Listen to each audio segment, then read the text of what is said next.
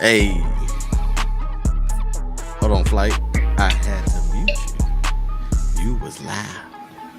During the intro, I turned you down. Hey. All right, hold on. Got the music on in the background, making sure everything's okay. Let me see what we look like on YouTube real quick.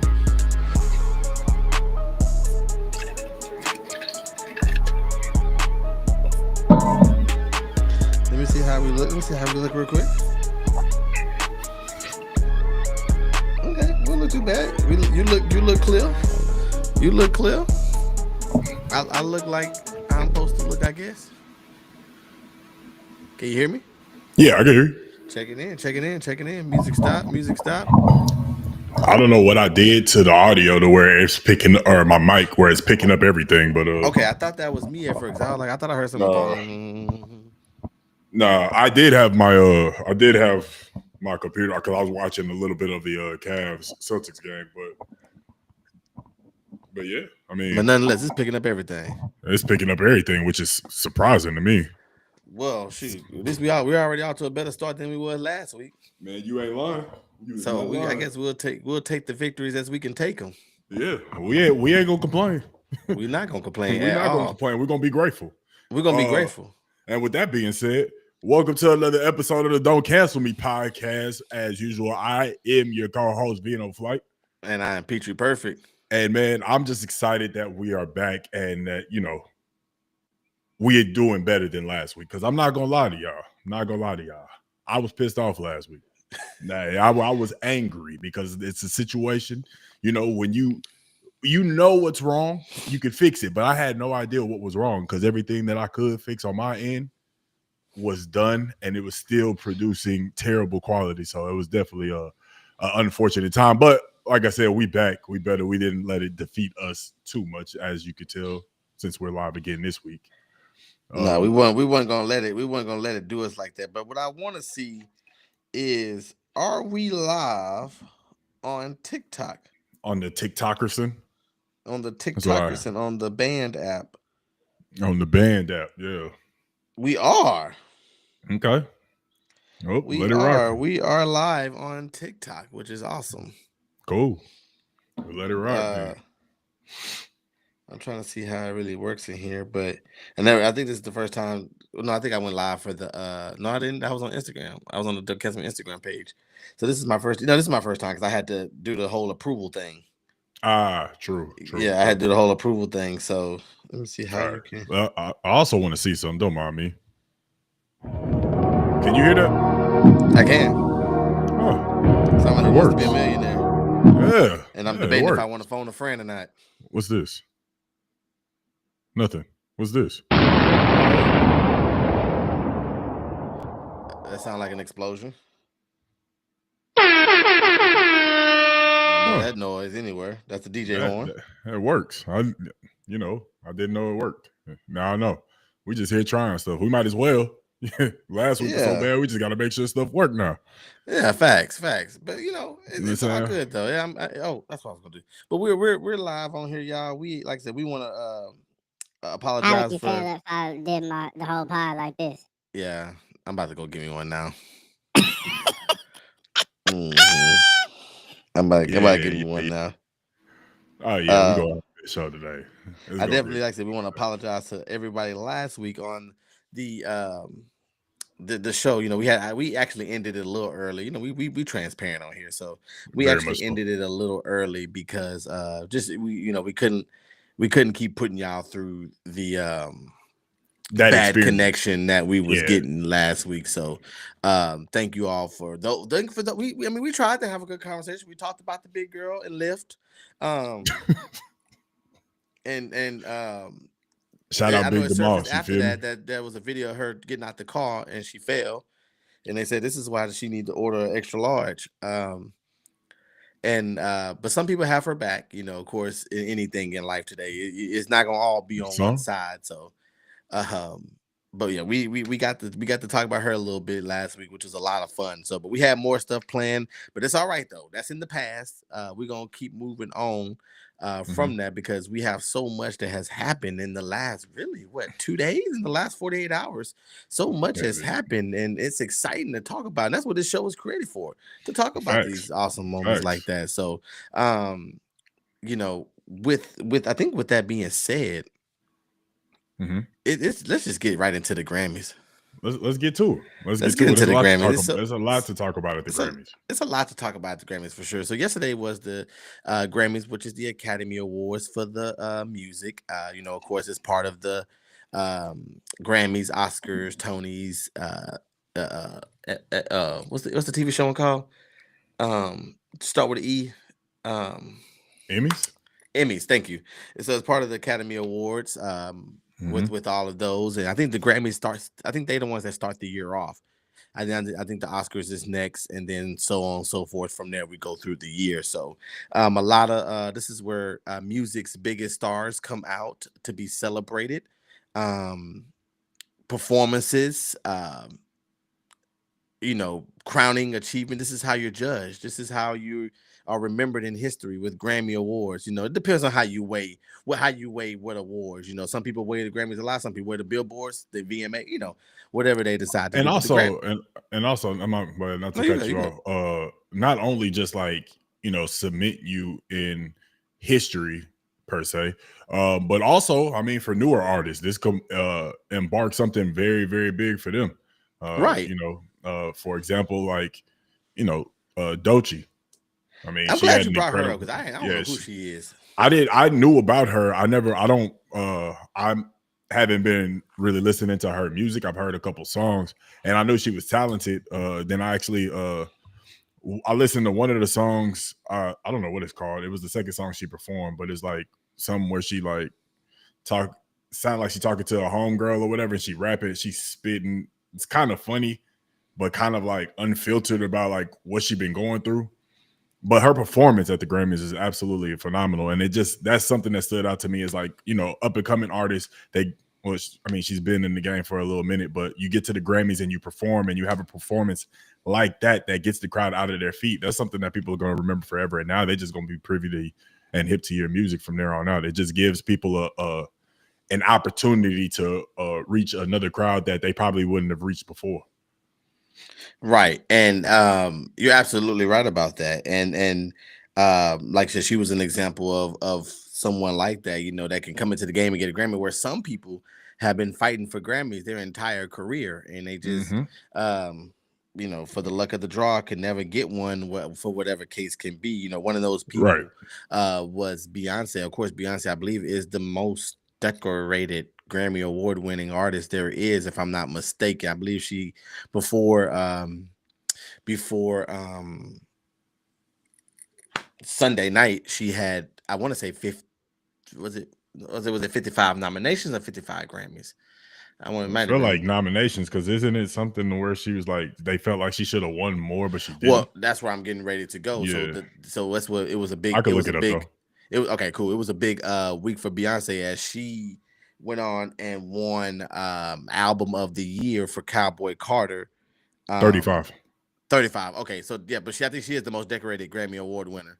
But the one that she always wanted was the album of the year. She always came up short on that one, and she was able to finally get it with the album that she probably least expected to get it from.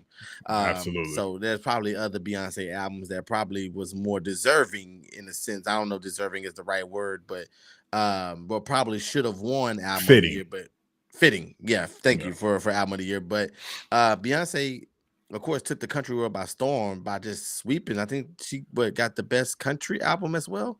Maybe. Let me see. Which one was the flight? Look, which one when she was like when she was when they announced that she won, she did that. I think that was album of the year. I thought that was when she won the country. It could, well, anything. Yeah. Let's see. I'm trying to figure it out, but also just the total on Beyonce's accolades from the Grammys: 35 Grammy wins, and then I believe she has over 100 nominations. That's insane. That's insane. That's why I tell people, bro. I tell people all the time, I don't care how you feel about it. Oh, excuse me. Like, she has just under 100. She has 99. That's what I always either tell way, people, it's insane. Man. I don't care how you feel. I don't care about how you feel about Beyonce, man. Beyonce moves the needle. And the girl does. I was debating with somebody, and they was like, well, Aaliyah, I said, well, Aaliyah ain't here. The facts, no, that is very factual. That's very factual. She's not, and we don't know. And I love Aaliyah. I love Aaliyah with everything in me. She's not here. We don't know. We will never know. We don't know. We can only assume.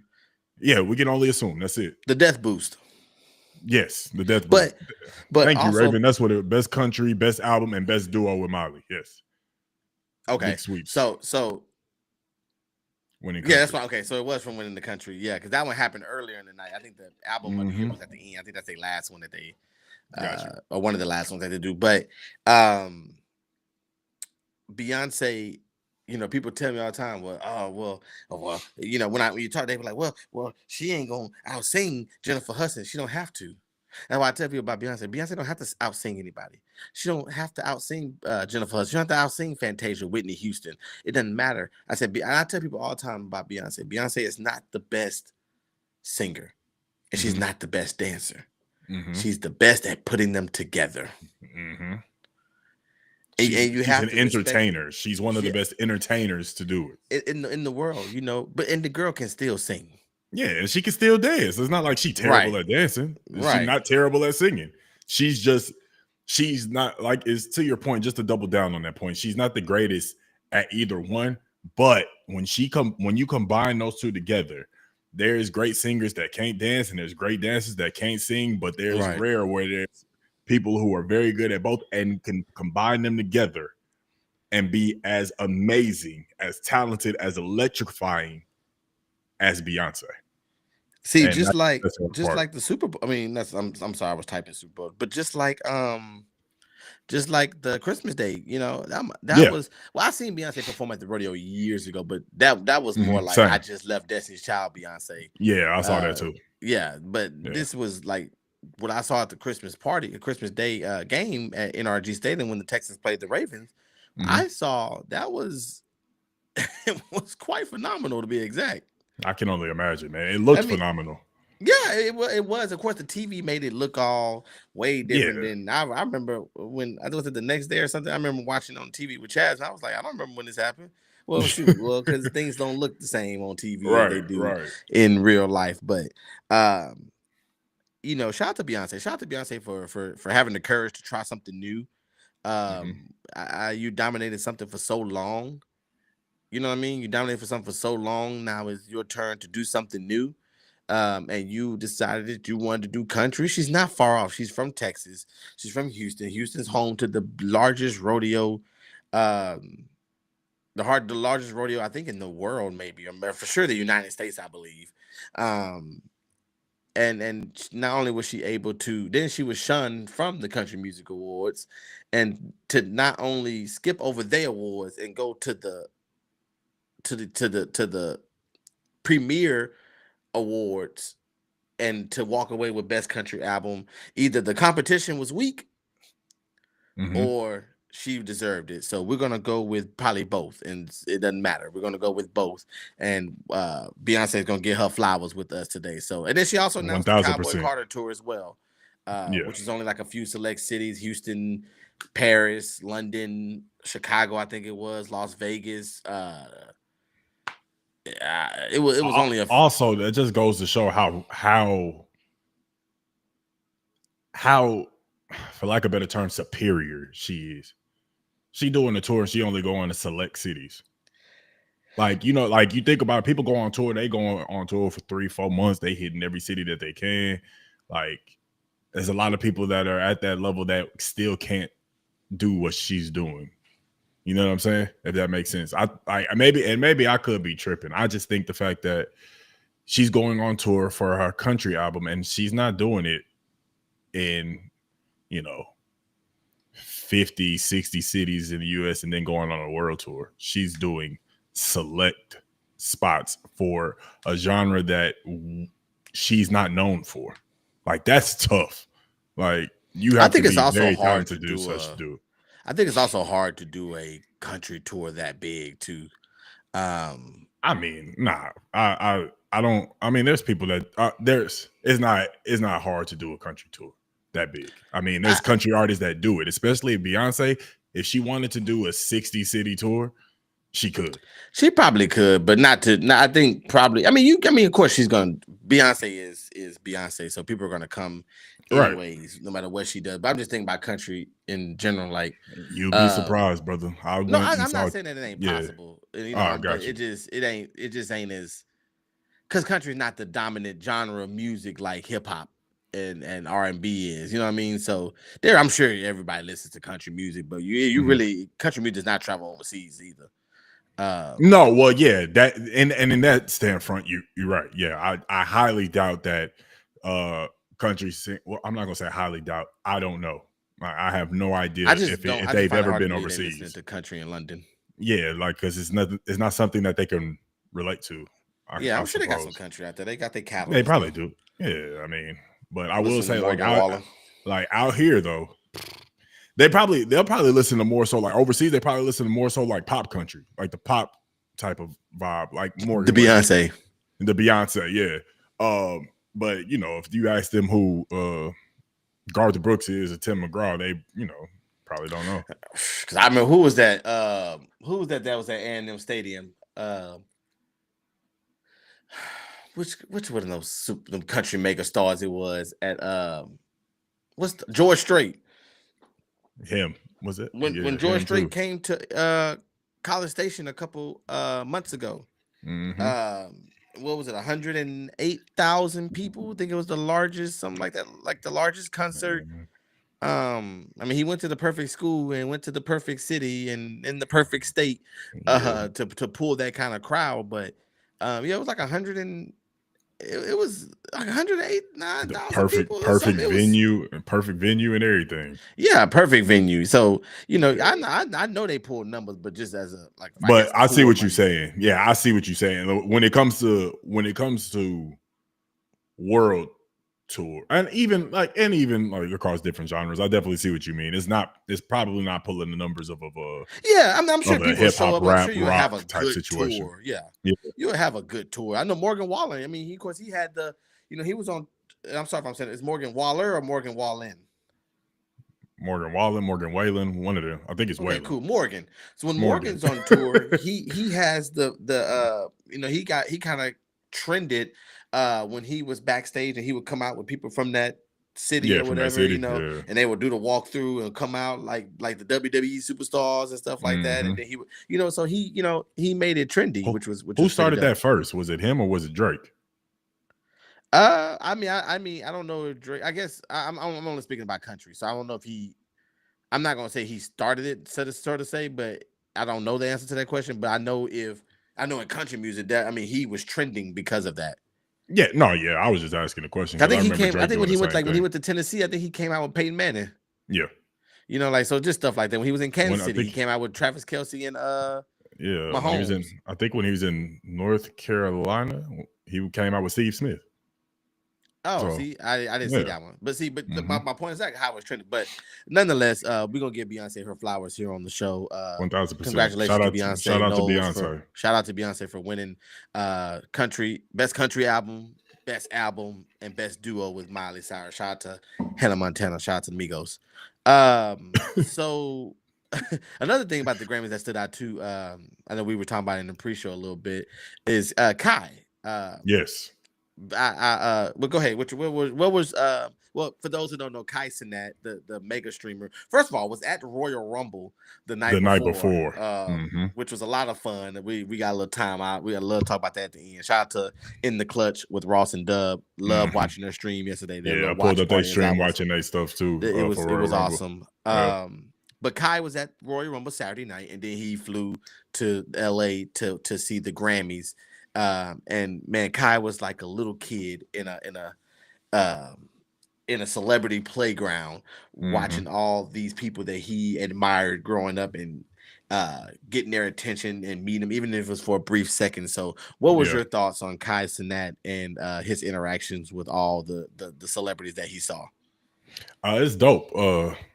For me, how I looked at it, I thought it was very genuine. Like, this is somebody who, in his mind, he legitimately thinks obviously from the outside looking in, it seems like he legitimately thinks that he's still like small, like people of these statures knowing him doesn't seem real to him, when in reality, he's one of the biggest celebrities in the world right now. Right. The motion that dude have is insane, man. When you get people like Will Smith to come up to you and dap you up and saying that they love watching what you're doing, I think that speaks volumes. When you meet Beyonce and saying that they love watching what you. Can you hear me? Yeah, I hear you. I heard me too. Oh, I'm sorry. He threw me off. That's why I stopped. My bad. I thought it was low. I was just trying to see if we were sounding. My bad. No, you good. You good. But yeah, meeting he met Beyonce for the first time, because of how much of an entertainer he is, and Blue Ivy speaks so highly of him, which drew Jay-Z's attention, which Jay-Z made sure he met Beyonce. You know, and just to see like all of these different art, Doechii coming up to him and recognize Billie Eilish knowing him. It was funny. He met Kanye after they had their little spat a couple months prior.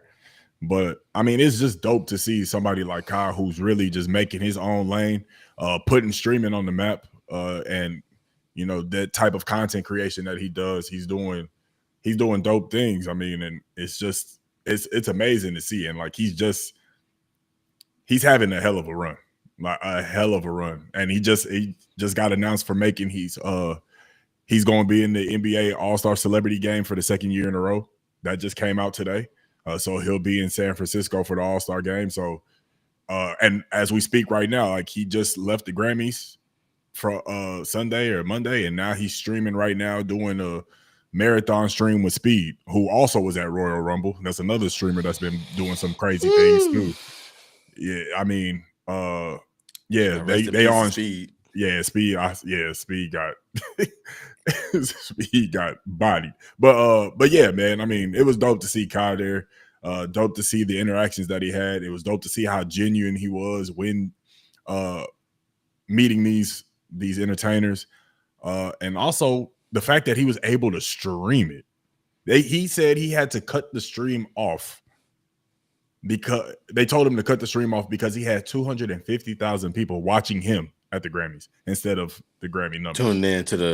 Instead of tuning into the Grammys, they were all tuning into Kai Cenat's stream, which honestly, I get why they told him to turn it off, because like I will watch Kai Cenat stream too. Like we're seeing the behind the scenes. Like that's what people want to see. Obviously, they want to see like, you know, the performances and who win, but the behind the scenes stuff, man, he was giving people a different look, and doing it in a very entertaining way. So shout out to Kai Cenat, man. He is that guy when it comes to the streaming thing. I definitely agree. You know, watching Kai, it really brought a lot of joy to me watching him interact, because it's like Facts. The only thing I can think about is that's me. Mm-hmm. That would be me. That's how I would be. Exactly. You know, Will. Yeah, I think that's what makes him relatable too. That's why everybody love him. And you know, I probably would be a little bit more sentimental meeting people like, Will, you are my hero. You know, like that. You know, like I would love to tell like Will Smith, man, you don't know what your show has done for me in my life. Fresh Prince of Bel-Air, you know, like just to tell. Matter of fact, right now, let's say you had an opportunity to talk to Will, right? You had an opportunity to talk to Will. You just go into the same event and you cross paths. You didn't even think he'd be there, and you get an opportunity. He look at you and, hey, what's up, man? Right now, look at the camera. What would you say to Will Smith? Right now, the way that I am right now, I haven't really bumped with a lot of celebrities. See, Kai's a little different because it don't matter. It doesn't matter if you bump into Will Smith. It's a sense of comfort, like a comfortability, I guess, in a sense. So what I mean by that is if I bump shoulders with even if a few, it could be some C-list guys, I would have a little bit, because right now, if I was to see Will, I would probably freeze up in a sense. I would definitely still walk over and talk. There's certain people I would freeze on. Like there's some people like, oh, I'll be like, hey, Miley. All right, hey, Miley, hey, real nice to meet you. Okay, cool. All right, hey, CeeLo Green. I don't care about CeeLo Green.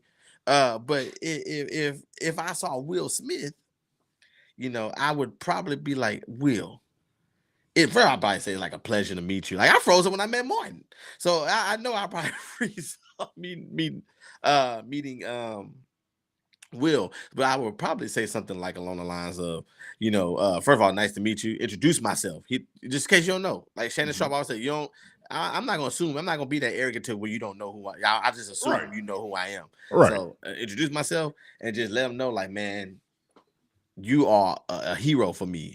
Even when you slap Chris Rock, and I wouldn't probably say that, but you're still a hero. I know as much as you in the news, the media, you know, the good, the bad, you know, I what you was able to do for me in my life between Fresh Prince of Bel-Air, between Bad Boys, and all the other great movies, Ali, all these other great movies, I've always followed Will Smith, and he's just one of my favorite people. If you're a fan of the show, you've already know how I am. Will Right. Smith, The Rock, um, um, um, I would love to meet. I would love to beat President Obama, Ricky Smiley, which I've gotten the pleasure. Actually, got the pleasure to have a small conversation with. Um, I have my certain group of people that I would go crazy for. I'm not a big music person, like I am a movie person. So me, I would probably act a plum fool more at the Oscars than the Grammys, because that's probably more of my lane of Right. of who I am. But yeah, I would definitely just let Will know, like, man, I would like to let him know, as much as he probably heard, how much he meant to my life and my childhood. So Right. and not even my childhood, my adulthood, you know what I'm saying? Yeah. So I just like the way Will just thinks and the way he talks. He's always, when you see him, he's in a good mood, he's laughing. I don't know, of course I don't know how he is at home, but just Right. still seeing Will in interviews and stuff, you know.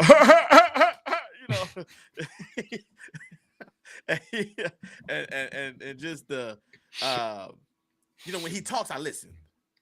Right. You know what I mean? And I like to, I always try to learn a little something from him, even if I don't agree with him. Like the slap, I thought that was a little necessary, but we won't go that down. But even if I don't agree, that one moment didn't change the way I felt. But so I say I like to say that I definitely understand Kai, and meeting, even, but now just meeting people, I get to bump shoulders like Cardi. Would have did to say, nice to meet you, Cardi. You crazy. Like, man, you be having me rolling, man. La, la, la, just to have that interaction with them, and whoever else was all at the Grammys. I didn't see, exactly who all was. I don't have like a list of who all was there, but just whoever I would have been able to bump shoulders with, even people I don't listen to. Billie Eilish. Hey, Billie, I'm Darrell. I don't listen to you, but hey, nice to meet you anyways. Yeah. It's it was a list of people. I mean, he met I want to say it correct, Kaleo. I think that's how you say it. Kaleo Thomas. Holes, or Zero from Holes. Okay. He met him. I know I saw a top 10. I know he met CeeLo. He met Vibes. I didn't see CeeLo. What's his name? Vibes Cartel. Yeah, Vibes I don't know who he is. I'm sorry. Like he was I just got out of prison. Yeah. I was out of prison. I'm 13 years. I died in mine. 13 years. I was like, okay, I don't know who this guy is, but I'm glad he out. Met him, met Kanye, met Kaleo Yeah, Thomas. I seen the Kanye one. Billie Eilish. This would be a good transition into Kanye. It's good. Let's just go to Kanye. Let's go to Kanye real quick. As we move. I love our momentum here. The Kanye. Yeah, Kanye. I love Kanye, man. I don't know why. Kanye is so captivating, man. I don't know if I think that's the word I want. He's so, the mystique, man, the coolness, the rudeness, it's something about Kanye I can get behind, man. I love how he goes dark for 8 months and then come out with some bull crap that says, I want to F Kamala, but I don't F with losers. like it's like, this dude ain't said nothing in months. And then he just comes. I don't know what it is. It's like when Kanye, he knows how to stay relevant. He has mastered it. And speaking of relevancy, of course, for those who might not have seen it, he was at the Grammys, of course. Now I don't know if he was invited or not, because I've seen some mixed stories that say he got kicked out because he wasn't invited, or he got kicked out because on the red carpet, I guess he looked at his wife, Bianca Censori, I think is how you say her name. If it's not, we're just gonna call her Bianca. Mm-hmm. He looked at his wife, Bianca, and she was backwards. She dropped the mink coat, and she was you see booty crack, but then you turned around and you seen nipples, and it was like, whoa. Whoa. Like, yeah. Like, I really can't explain it, what is going on. I mean, we've seen this from her in a sense. She's been walking. I think when they was in Paris, when they spent some oh, he made it. Okay, thank you, Raven. Thank you. I saw, and that's on me, Raven. I apologize for DCM for not doing my research on that, but because I wanted to go look at that. Did they actually? I kept seeing the headline, but I never did click on the story. But thank you, Raven, for clearing that up for me. But they left though. They just walked the red carpet and left. Okay. But yeah, man, to make a statement. And now, as of today, Bianca Censori is the most Googled person in the entire world. Mm-hmm. I want to make sure I say that again. Bianca Censori or Sensori, whatever. Bianca is the most Googled person in the entire world. Yep.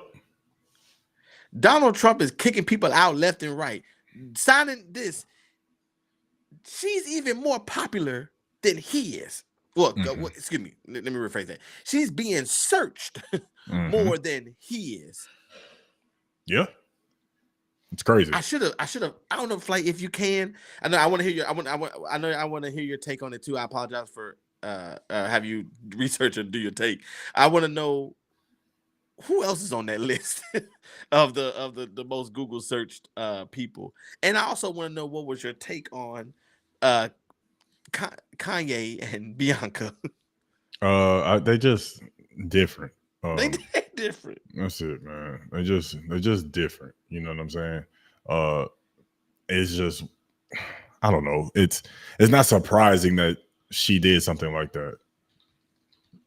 No, because we've seen this. Like I said, we've seen her walking, and we've seen her do. I don't think we see it to this extent, but we saw it building up. Yes, I wasn't surprised when she turned around. Like it's like we okay. I think I think I showed Chaz, and I think before she said, "Wait, is she naked?" Yeah. So this is as of today. I typed in 100. Typed in most searched people on Google in 2025. This says updated today. Okay. And Bianca is not on here. She's not on that list? Not on this list. Globally. Let's see. Oh, globally. I went to globally, and she's not on that list either. She's not on US. She's not in top 10 US or globally. I think Kanye posted it. So, but just to let you know, 100 most searched people are globally. The top 10, number 1 is of course Trump. 2 is Taylor Swift. 3 is Kamala Harris. 4 is Elon Musk. 5 is Sydney Sweeney. 6 is Mia Khalifa. 7 is Sabrina Carpenter.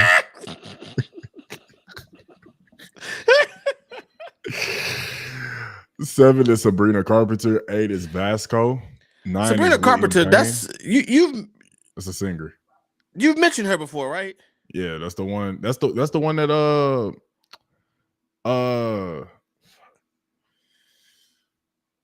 the one that be doing the concerts that's always got some like that's what it was a couple episodes ago. The penis. It was Joe. Yeah, when Joe was on here.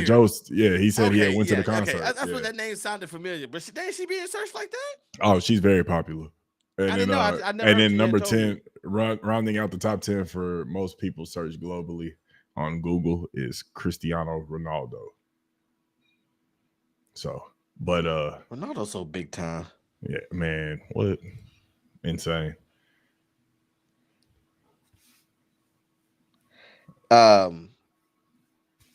Yeah, it was I'm looking at it was Kanye that posted it. Facts, Raven. Kate said that we don't have to search for Trump's bullshit. It's everywhere, which that's true. Well, she said obviously shoot that you say you number 1, huh? Yeah. In my opinion, Kanye and Bianca have an abusive relationship. This isn't healthy. I'm not gonna throw that out there because it's so I know things can happen in the public eye. I don't know, man. Things that's in the public. There's a lot of stuff that happen in private, and we wouldn't know. Right. And I also know that there's just some women who just will do some crazy stuff. I've seen videos of niggas walking 2 girls on leashes. I've seen that too. You know what I'm saying? So I've seen it. Sometimes, it's just he probably got the right one. I'm not disagreeing with you, Kate. I'm just looking at it from a different viewpoint perspective as well. Because I know because she don't seem like she has much say so. She don't. Yeah, she seemed like she a zombie, low key. And Raven, yes. Oh, I'm sorry. Go ahead, Flight. Yeah, I was just gonna say, Raven said, knowing Kanye, this was a tactic to make y'all Google her, which she brings up a very, very, very good point. That's it. That's Raven. That's exactly why I think it happened. Yeah, that's why I think it happened too. Say it one more time, Flight. I say that's why I think too, because we just talked about how Kanye is master at staying relevant. Mm-hmm. So that's what I was just about to say. So how are you going to stay relevant? You're going to do something completely outlandish, which people are going to be like, who don't know really much about you, they're going to see her and be like, who is that? You search her name, they're going to say, oh, she's married to Kanye. Then you'll start to go down a rabbit hole of Kanye stuff, and boom, he's relevant again. Yeah. So. He has a way, man, of and and I heard was it Don Lemon? Yeah. Was it Don? It was Don Lemonhead. It was Don. He was on. I think he was. Kanye was walking. He was like, "I changed my name to Ye," and he was asking about when the album was coming. I think it's called Beast or something. I can't remember what the video said, but this is the hint. See, he opened up a couple days ago when he came in there talking on the Twitter with. See, it's the same thing. It's the same thing every time. It's the same thing. So we know an album coming out this year, 2025. Kanye dropping an album because he didn't came out of hiding. I wonder what him and Bianca do when they're not in the public. They might have a normal relationship. That's why I didn't want to jump to exactly what Kate was saying, because this could all just be. She could just be in on it, and she don't care. Like she's like, this is because the girl ain't said a word at all. The girl ain't said a word at all. You don't. It's just they have a very odd dynamic, and who are we to judge their relationship? Because everybody got somebody. See, Kim wasn't gonna walk around. Yeah, Kim they probably play with that. I mean, she ain't gonna play with that, but at the same time, she would. I mean, yeah, true. I mean, she also Kim has worn some. You got to remember, Kim and her mom were behind getting her and the Ray J sex tape out. They were behind pushing that. That's why that shit was so popular. So we can't just say that. That's true. You're right. Kim, if Kanye was on that type of timing, yeah, Kim go out, do this. And Kim probably would have did it. She likes doing provocative things. But I think as Kim has gotten older too, and she got kids too, so she's right. She's leaving trying to reel it in behind. Yeah. So he had to go find a Bianca. Yeah. You know what I'm saying? Like, right. That's why I think she Jackson. They are very odd. Yeah, it's a very odd relationship. But I do give Kanye credit, man, for just knowing how to. He's right. That's the thing. No matter how we feel about it, he's right. Because he knows how to stay relevant.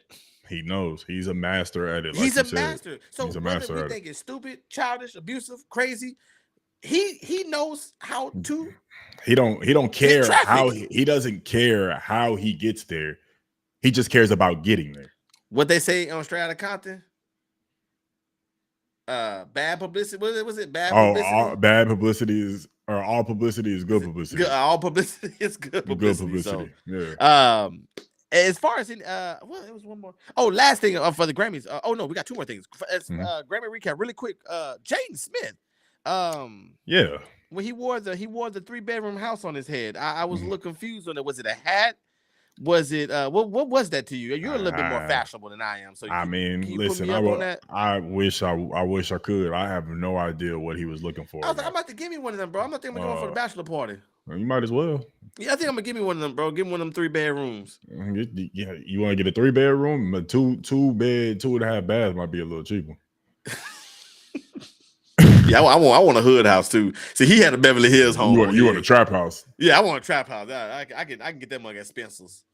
Hey, I don't know. What are you looking at right now? Just for those that haven't seen it. Oh, okay. I'm about to see if you can see how much it costs. I'm trying to pull up. You be cold at researching that crap real fast. Hold on. Get the picture up. My computer move as I do now at the age of 34. Here we go. There's a picture of what Jaden Smith wore at the Grammys. The 3-bed, 2-bath house on his head. Can you make one of them bigger flight?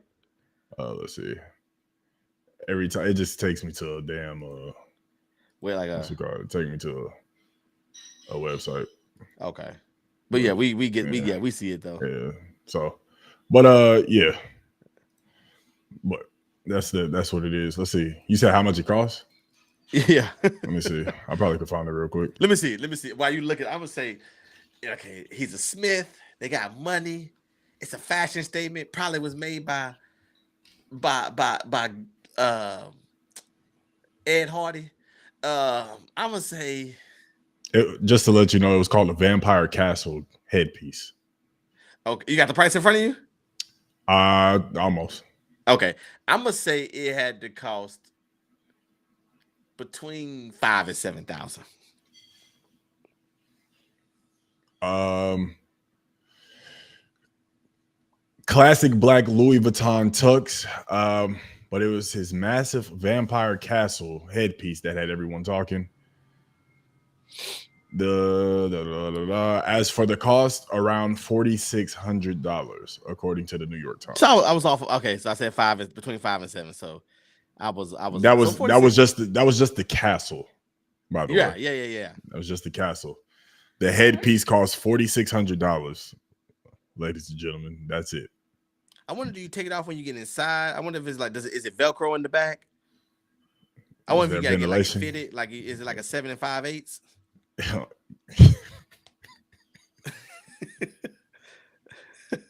I don't know about you. I have never worn. I could not stand fitted caps, bro. Why not? Because you got to find the right size. Bro, I already had a weird shaped head, and then I had hair, so it was always hard. Like, that's why people used to be like, "Oh, you got a big head," but I don't wear an 8 though. What size you wear? I think I was a 7 3/4. Okay. They still sell them like that? Mm-hmm. Oh. Yeah, it fitted hats. They got to sell them like that. They got to have different sizes because it's fitted. It's not like you can't adjust them. Huh. Interesting. Yeah. But yeah, last thing with the Grammys is Kendrick Lamar, man. Kendrick Lamar. Of course, Kendrick Lamar was able to sweep the Grammys, similar to Beyonce. Not Like Us has probably officially became the greatest diss track of all time.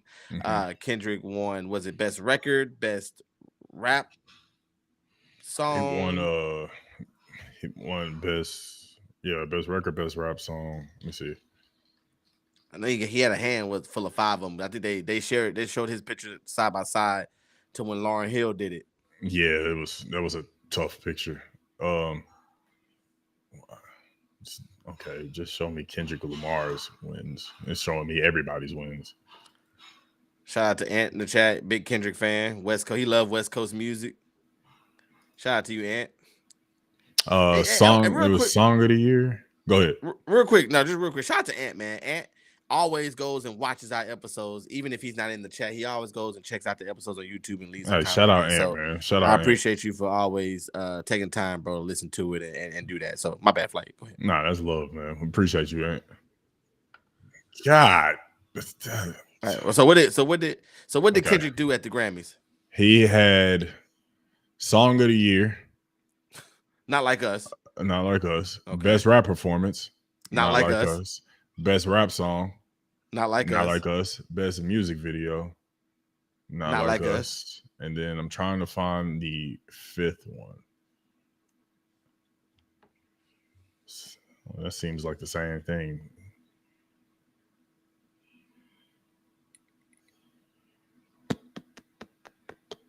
Can't find the 5th one. Okay, but still, we good. But, he got 5 of them joints. So yeah, the other one probably the one they be getting before the show even come on. That's that Grammy they be mailing to him. Because I know but it doesn't matter. But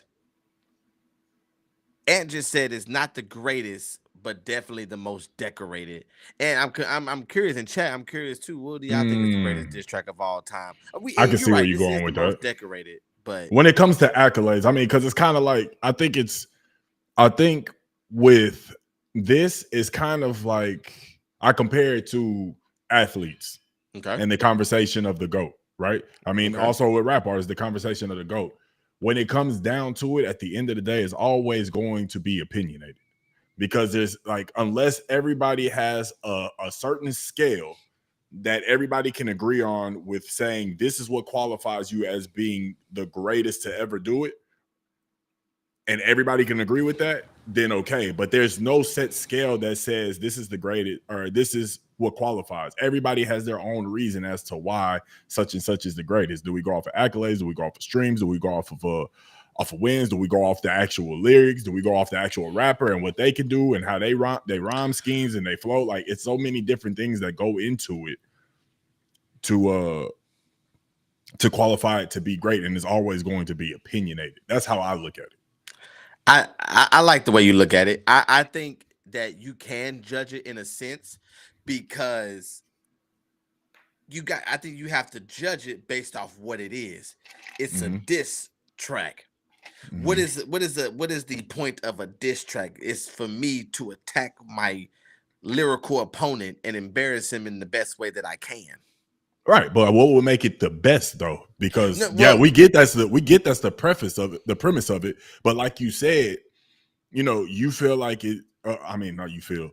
Going off of the wins it got at the Grammys, you would think that it's the greatest one of all time. But then here we have Ant, who says he doesn't believe that's the greatest. Like, it's always going to be opiniated. You see what I'm saying? But I see. But I didn't get a chance to finish. Because, like I said, I wanted to set the preface for what I'm going with it after that, because I agree with you. It is hard. It's subjective. You know what I mean? It's subjective. It's kind of like how I always say about comedy. Comedy is subjective. Hey, you think my guest's funny? I don't think y'all that funny. Hey, it's what you can relate to. So I definitely agree with you on that. But I think for this, trying to make it make sense, I think I look at you attacking your lyrical opponent and the embarrassment that you brought upon them and the effect that you can have on their career. You know what I mean? I'm looking at all of that, and I look at Not Like Us. And let me tell you what I think. I personally don't think Meek Mill was the same after that Drake war. So yes, I put Back to Back up there. I think part of Back to Back was the embarrassment behind it. What was it when he performed and he had the memes on the? I think all this plays. I think all this plays a part in it. Social media game is different now than when Ether and No Vaseline and Hit 'em Up and all that. So social media is a little different, But then at least they're not trying to kill each other. It seems like, but. So I am being a little new age like this. I'm not going to be a get off my lawn kind of guy right now. But the memes behind him and the embarrassment that he brought upon Meek Mill really brought Meek Mill down a couple. Meek Mill ain't never been the same. He been rumored to be at Diddy parties. He fell down the steps.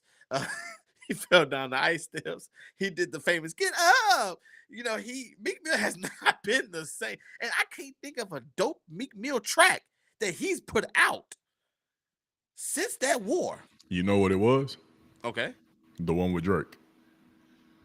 Right. when they became friends again. So now I want to translate that to Kendrick now. The effects are being felt. And at first I was like, okay, maybe Drake. 'Cause Drake is one of my favorite hip hop artists. And I was like, okay, maybe this ain't gonna affect Drake. But I look at when he did that, when the song first came out. Me and you did a reaction. If y'all want to go see that initial reaction, y'all go look on the YouTube page. What a fun night that was. I look at where Drake is. Excuse me. I look at the concert that Kendrick put on, where he played it 12 times in a row, and you had Russell Westbrook and what's DeMar was it DeMar DeRozan? I forgot, but was it DeMar? Okay, you had DeMar DeRozan. The song made LeBron turn on him. The song basically made all his other industry friends turn their back on him. Then you look at the Grammys. I used to judge. This is why I'm not going to be hypocritical. And I don't care what y'all always say. I feel like I'm always fair. I'm going to be fair in this situation too, that I judge the back-to-back because I used to always say, nigga, what diss track, got nominated for a Grammy? Got nominated for a Grammy. I used to always say that in the arguments. Kendrick went and won 4 of them off that one song. 5. So I apologize. 5 Grammys off of that one song. So I can't be hypocritical. If I held Drake to that standard against Meek, then I must give Kendrick the same love and respect for winning the Grammy 5 times. So then what happens with Drake? What did D Brown, and for those who might not have seen it, Drake had a concert in Australia today. And Drake is starting to kill me now. Because then what do? You go dress up in bullet holes and put smoke on your back? You know what? I saw that today, and I didn't know Drake cut his hair. Well, I was so focused on the bullet holes, I didn't even realize. Like I didn't see any braids. Like it looked like even, you're right. He went back to the cut. Like he went back to the cut to like when he like the fresh out Degrassi. Nah, it wasn't like that. It was like the take care. Not stay scheming. Take care type of vibe, or nothing was the same. Type of vibe. Ross, him and Ross. Aston Martin haircut. Yes, yeah. It was around that time. That's the type of cut he went to, and I was like, "This got to be old." That was new. That was his concert in Australia. I think he had last night or today. Yeah, Australia's on different. Okay. I'm not gonna lie. You with me now? I'm with you. Well, let me go ahead. Last close. I'm sorry. Last close point. I definitely want to hear what you guys say. Last closing point. That's today, and then he's getting ready to go do it at the Super Bowl. He's getting ready to go do a concert in front of 150 million people. When you see how I'm adding all the different layers on top of it, and that's why I'm saying I believe it's going to probably go down as the greatest diss track ever. But yeah, go ahead. And with that being said, I absolutely agree with you. Like I agree with that entire point. Because when you start to stack everything and all of the evidence behind it to support it, I 1000% agree. I mean, I was just gonna leave it at 5 Grammys. Not to mention, like we're not gonna mention how when he got the last one. The song was playing. I think it was the last one. Raven, correct me if I'm wrong, but I just saw the clip. I don't know which one it was, but I think it was the last one. And the song was playing, and you hear the entire crowd saying A minor. At the that Grammys. Right? Huh? As you said, at the Grammys? Yeah, his last one. When he won, I think it was when he won his last Grammy of the night. And everybody is singing the song, and you hear just the whole entire arena saying A minor. Stuff like that really drives it home too. Like that's the little things that are very massive and massive pieces of evidence in support of why this is the greatest diss track of all time. But what's your take? What you? I know you say you agree now, but I mean, yeah, it's the greatest diss track of all time. You? No. I always thought it was the greatest diss track of all time before the Grammys. Okay. Before the Grammys, it's kind of it's kind of something that I felt like it was the greatest one just because of the motion it had off the rip from when it dropped. I agree with that. I was hating at first, but I just from the motion that it had from when it dropped, not like listening to it, hearing it, like from when it dropped. And honestly, like a lot of people, to give Drake his flowers, a lot of people are still sleeping on how cold Family Matters was. Like, that track was tough. Now, go back to Not Like Us. That hit from the go. Like that was that literally had the entire West Coast culture, like it took over the entire world from when it dropped. So I already thought it was the best, but it's just when you start piling stuff up on top of that, and like I'm telling you, it's not even the nail in the coffin yet. You would have thought it was the nail in the coffin at his Juneteenth celebration when he performed that shit 5 times. It had all of LA, different gangs, and everybody walking, crib walking, got athletes up there. You would have thought that was the nail in the coffin. No. When you're at the Grammys accepting your 5th one, and the entire crowd is singing your song, like that says a lot. Not to mention what he gonna do at Super Bowl. So but yeah. Thank you for helping me drive that point on, because you're right. Like I said, I didn't necessarily watch the Grammys scene for scene, so I do remember seeing that on Twitter, but I never did click on the video to listen to it. So thank you for bringing that up. But the thing that Kendrick Lamar did with Not Like Us is, one, he created a cultural tag. That's one. So you created a cultural tag, and then two, he made the industry pick a side. 1000%. And when he made the industry pick a side, see, Meek couldn't do that because Meek wasn't in the industry like that. You know what I'm saying? So yeah, Meek was good. Meek is a cold rapper. I still think Meek is talented, but he couldn't. And part of that is Drake jumped out on Meek. Like it's almost like he knew. He jumped out on Kendrick too. The problem is that Kendrick was, for once, Drake was gonna get somebody that was more prepared than he was. Hence that night when we were talking about when Family Matters dropped, and then boom, what was it, an hour later? It's like, oh, I know you dropping, so let me go. Like it's like he already. It was literally like chess. It was literally like watching a chess match unfold that night. So Kendrick made the industry pick a side, and that's why Drake is like, oh, I found out who my people are. Some people stick by him, and that's respect. You know what I'm saying? But once you split everybody up, it was easy money from there. Yeah, and I mean, obviously, like, bro, like this is a beef. It's going to be a winner. It's going to be a loser. You gotta hold your L. Like, it doesn't mean that you're not a talented artist. You came across a match, then you ended up losing. I still think Drake is hella talented. I still think he's one of the best. He's one of the best to ever do it. I mean, but when it came up to Kendrick, and you had to catch your ones, you lost. I mean, you lost. Let me make sure that we can move on to our next thing. We can leave the Grammys behind. This has been such a fun conversation. Yeah. Last thing, Kendrick goes perform at the Super Bowl. He kills it. First of all, we know he's gonna. We were talking about this on a game the other night. We don't think he's gonna necessarily do "Not Like Us" the song, because I guess it's a two-part question then, because I didn't get your take on. I know what we talked about. We're more thinking of he might just do the chorus because of the lyrics of the song. I don't see him getting in front of the world stage and saying, "Hey Drake, I heard you like I'm young." I don't see all that in A minor. As epic as it would be, I just don't see that happening at the Super Bowl. I can see like him coming out from under the stage with the "Not Like Us" playing, and it's going. So first part of the question is, do you think he will do like the entire "Not Like Us" song? And then the second part of that question is, he's going to do some rendition of it, something of it. Mm-hmm. It's going to make a major impact. How does Drake remotely bounce back from? Okay, no.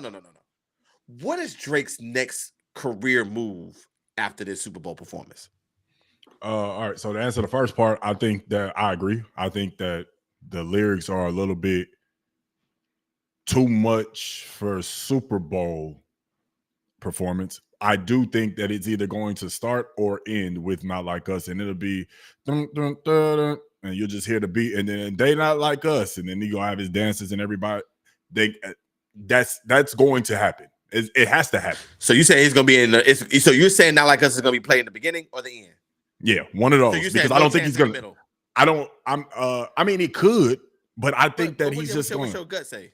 My gut says it's going to be beginning or the end. You either going to set the tone off the rip, or you going to end it with a bang, like where everybody going to be vibing out and getting ready. Like he ends it with "Not Like Us," and then, oh shit, the Super Bowl is tied 14-14, and we going back into the second half of a good game. We hype, everything is up. Like, you going to set that vibe, like you're going to continue that vibe going. I think that's what he's going to do. I don't think it's going to be the entire song, and I think it'll be a waste if he does it in the middle. To answer the second question, I think, in my opinion, the best thing for Drake to do is to just go about drop music, drop hits, go back and drop some, get to rapping. That's the only thing you can do. Get to rapping. Like he had this whole beef, and then the first song we heard after, I think it was the first song we heard after "Not Like Us" was that "Hey There Delilah" rendition. Terrible. And then I think next week on Valentine's Day, he has some bull crap coming out.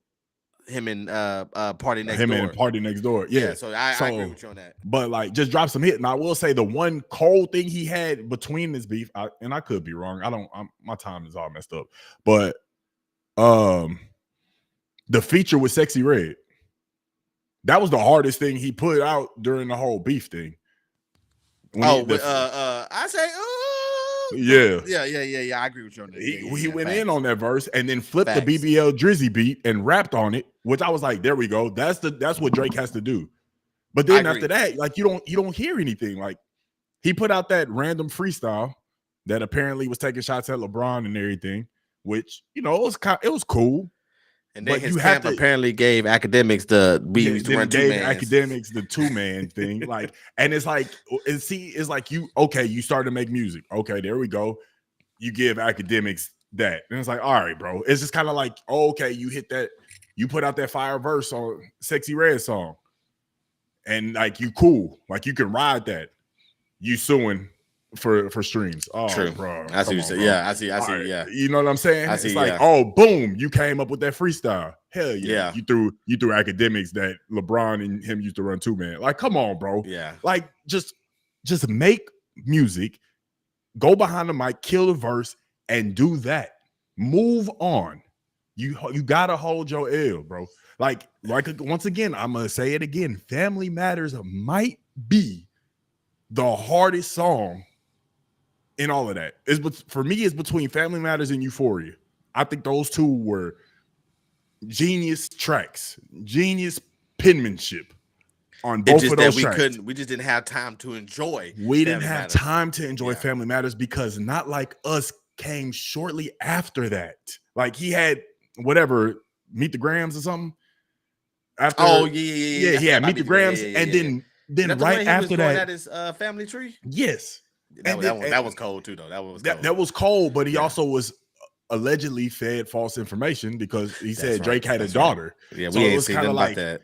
And then right after that, boom, dun, dun, dun, dun, and then we forgot about Meet the Grams and Family Matters and Euphoria. Like shit, yeah, and it was tough to forget about Euphoria because Euphoria went in. So Drake got to just make some fire music. Stop doing these cheesy, like I get the symbolism behind you walking out with bullet holes and smoke. I get it. They tried to shoot at the kid, but I'm still here. I get it. I see the symbolism. I understand. But it's lame. Make some fire music for people to forget about. Like, gotta get behind Drake and go back to being Drake. Drake needs to make that 3 a.m. in Houston. He got to get a timestamp off quickly. We got to get a timestamp. Got to get a timestamp off because and also on top of that, you tried to do a timestamp freestyle or a timestamp thing in the beef with Kendrick. Kendrick basically disregarded your timestamp, or not the timestamp. You tried to take his flow of like the Heart Part 6. He disregarded what you did, dropped the Heart Part 6, and in the beef, he made a 616 in LA. Took your timestamp, your thing, and made it his. So he disregarded what you were trying to do and took your thing. Get back to Drake to move on, bro. You gotta move on. Got to. I love it. Thank you for answering that. Man, if you still here, make sure you like and subscribe. That was a fun conversation, man. I knew the Grammys would dominate. We still here, y'all. We still rocking it. It's 15 minutes to the top of the hour. We want y'all to stay here and just hang out with us for if you got for us for 30 more minutes. We would surely appreciate that as we get ready to move into our last topic. But before we go there, like and subscribe to the channel. We apologize. We haven't had much content on the channel, but listen, man. I saw a video the other day I saw a video this morning that encouraged me so much today that I'm so excited to get into the lab, man, and get to cooking. So it was a preacher too, and he was talking about content and stuff. And anyways, I was so encouraged this morning. Went to work and literally started cooking. I've been having some inspiration, doing the overlays and stuff, but I got that little extra push of encouragement that I needed this morning. And yes, thank you for saying that. I saw it on Twitter when we started our Grammy conversation. You had an achievement, and correct me if I'm wrong, 450,000 views. I don't know what platform that is. Can you let the people know? That's YouTube. Yeah. Okay. I recently today marked whoever watched it made 450,000 views across all of my videos that I've posted on YouTube, which is insane. It's a very, in the grand scheme of things, it's a very, very little W to others, but for me it's massive because obviously something that I never knew how to do, never understood it, and I just started doing it just because I enjoy basketball so much. And people have told me that they like to hear my takes on basketball content. So to have, a couple people tell me that, and it amasses to, almost 500,000 views across my videos is amazing. So a little win for me today, but we move forward. We move forward. So 450K views. I'm almost at 600 subscribers on my YouTube channel. And I mean, I just created, I just got inspired, created a TikTok gaming account, a YouTube gaming account, Instagram gaming account, and that was started reaching some followers too. So we just move forward. Obviously the podcast is doing well, and we just going to continue to move forward, man. It's Right. It's a blessing.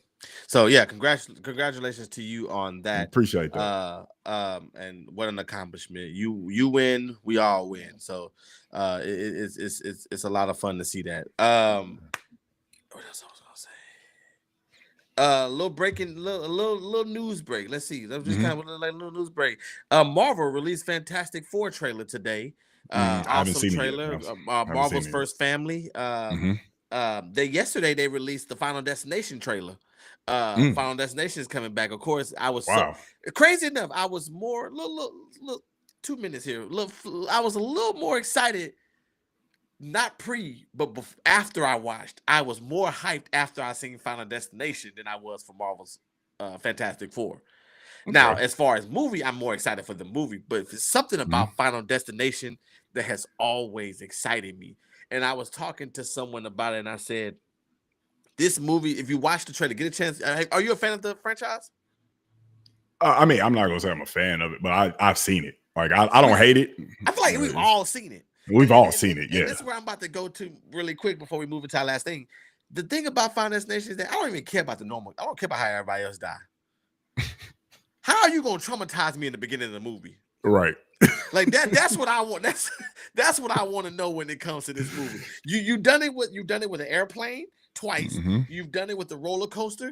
You've done it with the NASCAR race, the race stop, and then for all of us that's all been traumatized. Since we've all seen the logs on the freeway, you traumatize an entire generation forever riding on the freeway.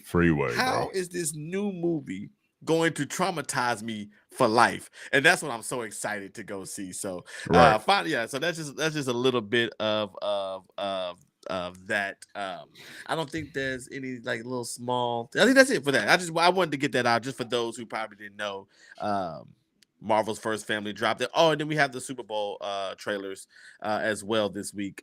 So we'll see about that. I'm praying, crossing my fingers for GTA 6 that we get something. I don't think so, but just crossing my fingers. I hope so, man. I hope so. I hope so. The perfect game to. I hope so. Oh my God! Between that and Call of Duty dropping a commercial for Verdansk. Those are the two that I'm hoping for. Okay, I didn't know just because the Call of Duty is in such a terrible state. Yeah. If they can drop a dope ass trailer or commercial showing Verdansk is coming back in March or early April, I think they'll be able to bring that back, because then they'll have time to make sure that everything is good for that. And what better time to do it than with the Super Bowl? But that's not the biggest one. The biggest one is GTA 6. That's what I'm really hoping to see. We'll see. I don't think so. With my rumors and stuff, my media, my news mills that I be keeping up with, it don't seem like that's likely. But we'll see. So that's it. That's it for a little quick news of the day. Now we're moving to our last thing of the day, y'all. The trade that shocked the world, the movement in sports, it's amazing. This is why we love sports, because it will always give us something to talk about. No matter where we go in life, I know the one thing I know on this earth more than almost anything is sports, and I love it so much. And we of course we want to bring it to the Don't Cancel Me today, because this was a big story. Everybody's talking about it. Not only the sports, not only us guys. The gals are talking about it. They husbands, and they hear their husbands and boyfriends and side dudes. Everybody's talking about the match, the massive earth-shattering trade Mhm. between Luka Doncic of the former Dallas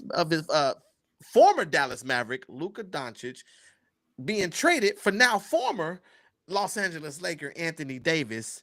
I was asleep. I went to sleep about 9:30, 10 o'clock. I woke up about 1 o'clock to go pee, and I felt like I just woke up from a coma. I always wonder. This is just. I always wonder how it would feel to wake up from a coma. Like, what if you like? Come on, like, imagine me going to a coma in '95 and I woke up in 2025. Crazy. Like, yeah, what you mean? There's no more Eckerts? Like, I would like lose my mind. I would lose my mind. That's how I felt. I felt like I woke up. What you mean there ain't no more blockbusters? What? Netflix? What is an iPhone? They got where's the VHS? That Streaming platforms? Huh? That's how I felt when this news broke. I was like, wait, what? And I was kind of foggy, so I thought it said LeBron James got traded. And I was like, wait. So I had to wake up, and I remember Chaz woke up too, and she was getting Davis situated. And then I was like, she got back in the bed. I said, babe, I said, the biggest trade in the history of sports just happened while we in here sleep. I actually was really offended that I found out late. Yeah, it was. Because I'm normally up crazy around that time. Because it wasn't super Right. late when this news broke. We just went to bed early. We had a long day.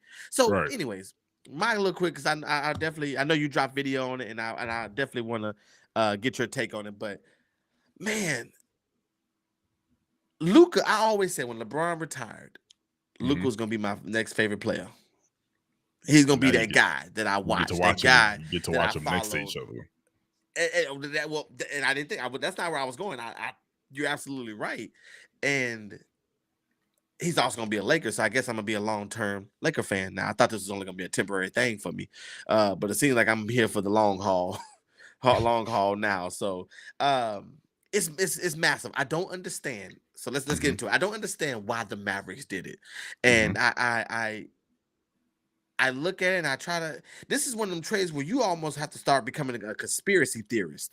I couldn't believe it's almost impossible. Like, I don't care.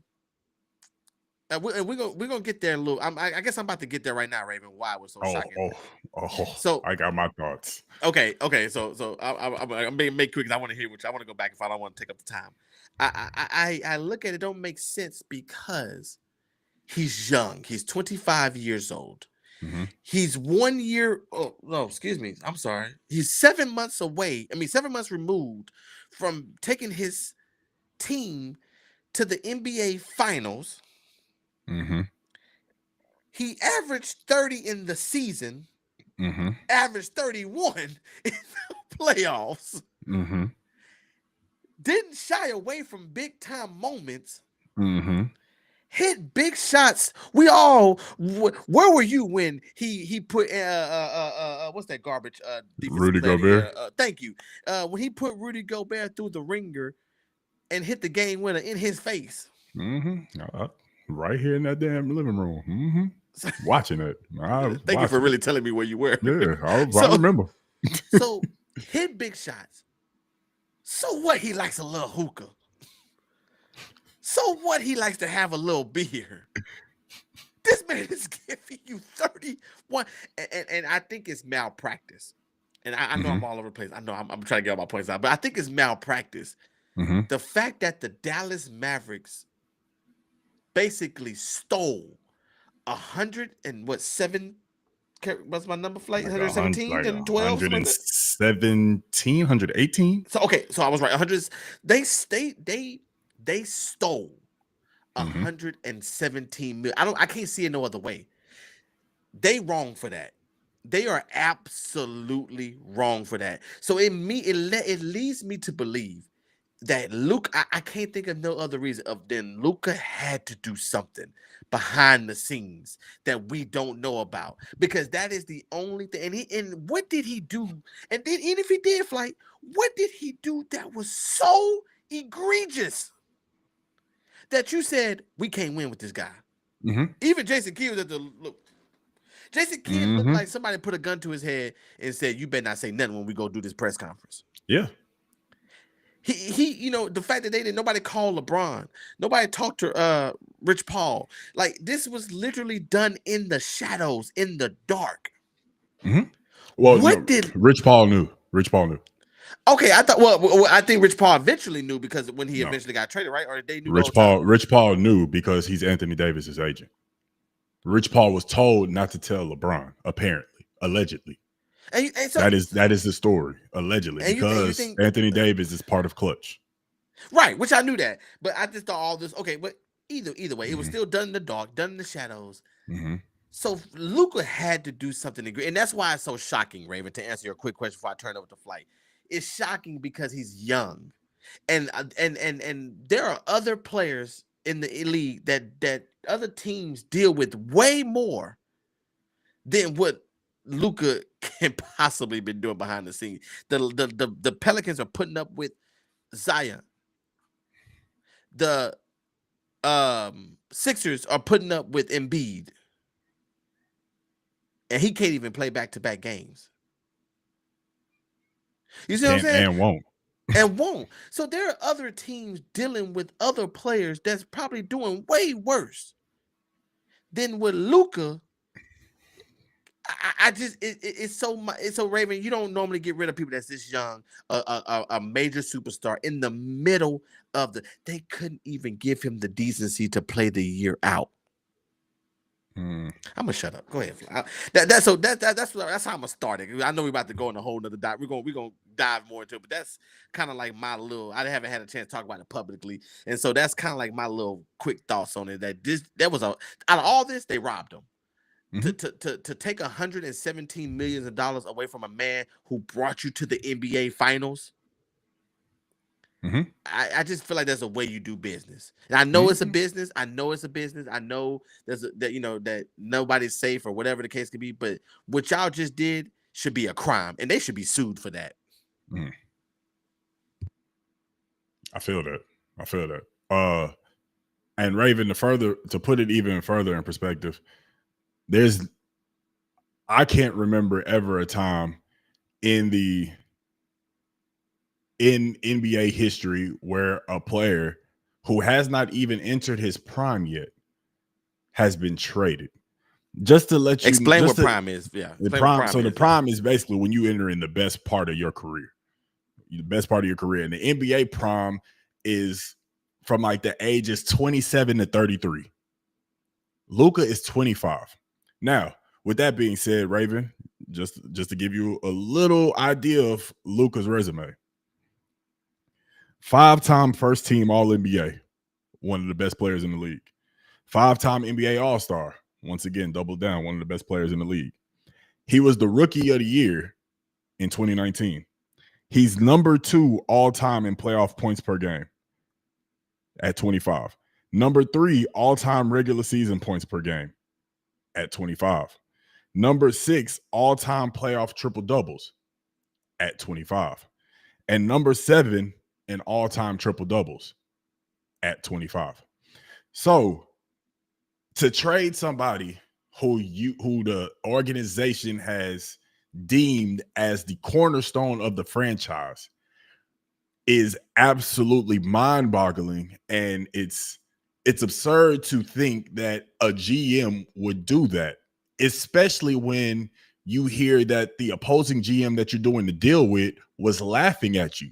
The owners laughed at you because they didn't believe it. People thought that one of the most coveted NBA insiders, when he announced the trade, they thought he was hacked.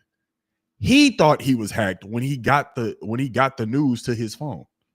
That's how crazy this trade is. Now, my thoughts on the trade. I said this. I didn't say it in the video I made just want to get the point out there. And I was still in shock.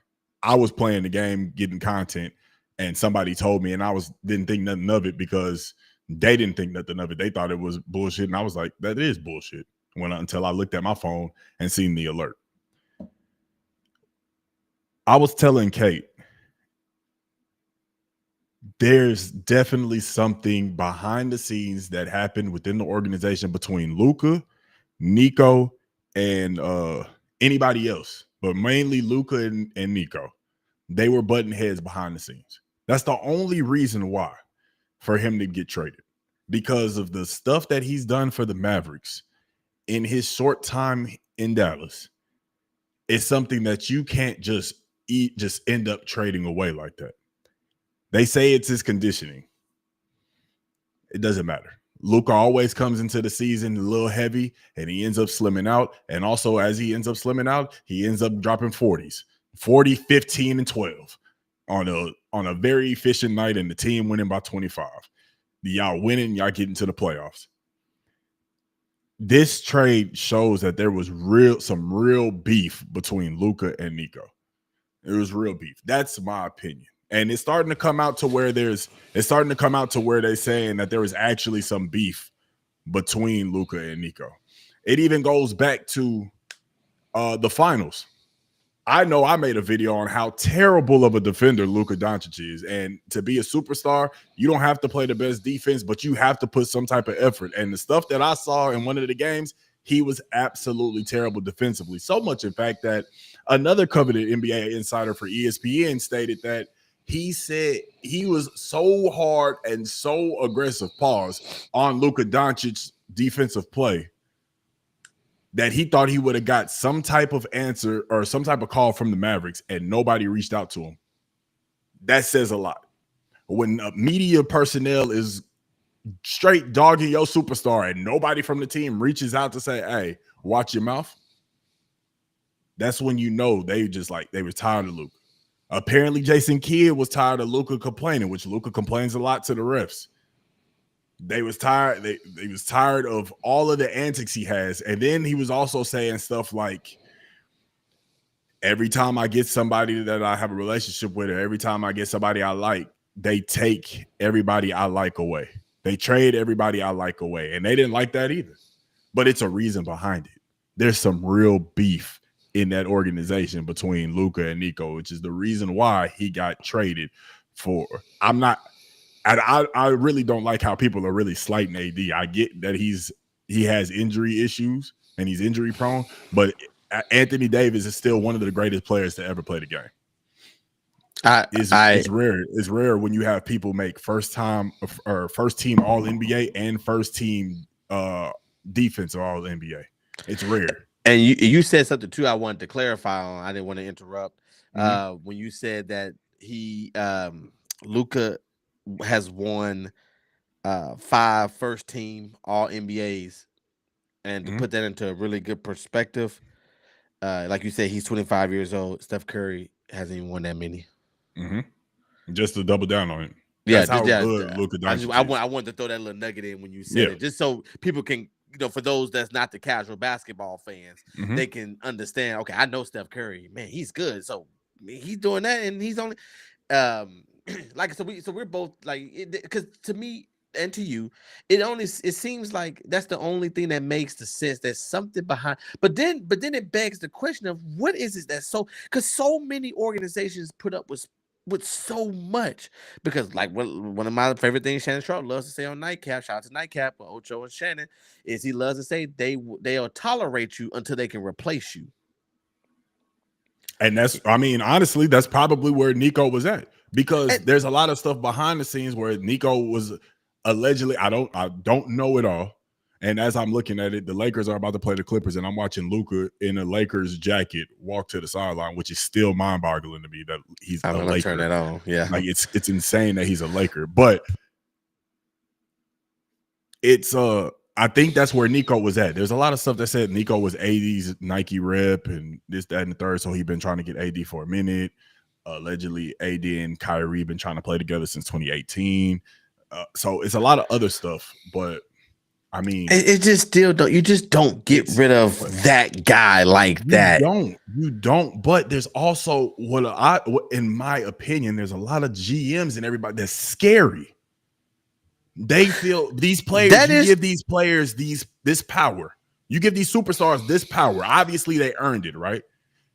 You give them this power, and they feel like they could do anything, and then they start they may go off for a week where they just straight disrespecting like you. Like it's closed doors, like Kawhi Leonard. Like he's straight disrespecting, but they just like, I mean, he's so good. Like they feel like they can't be touched. And honestly, you know, from the outside looking in, Luka Doncic is untouchable.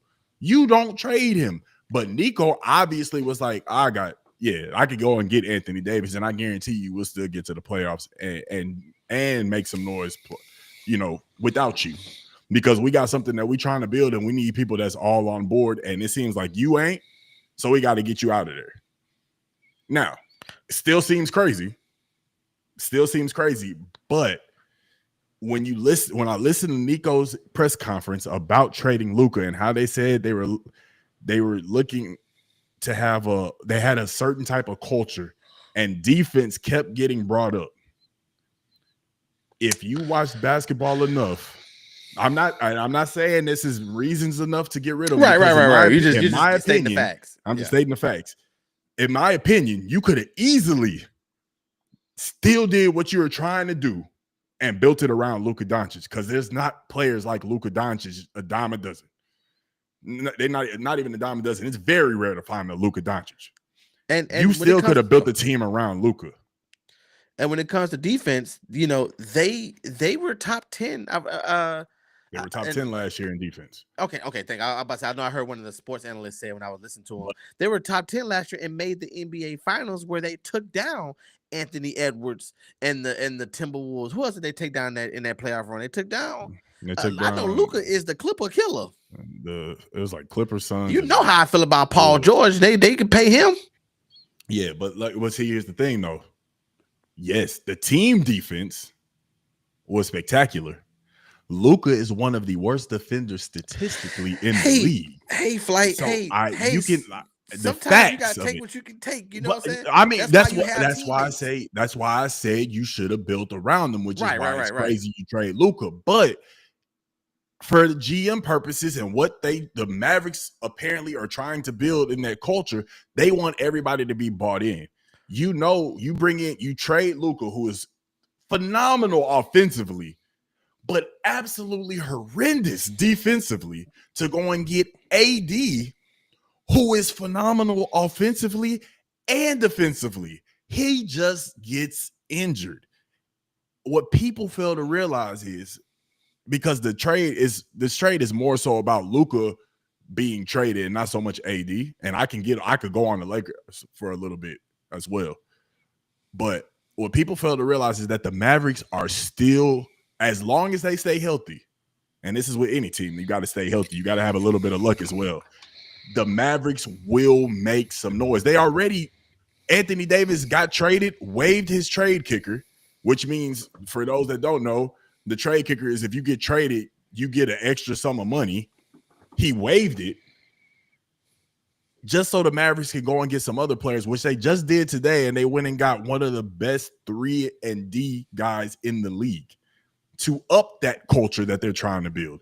And they still have money, because there's a report where the Mavericks are trying to get Kevin Durant to team up with AD and Kyrie. So obviously they cooking over there, and they got a culture that they want to build.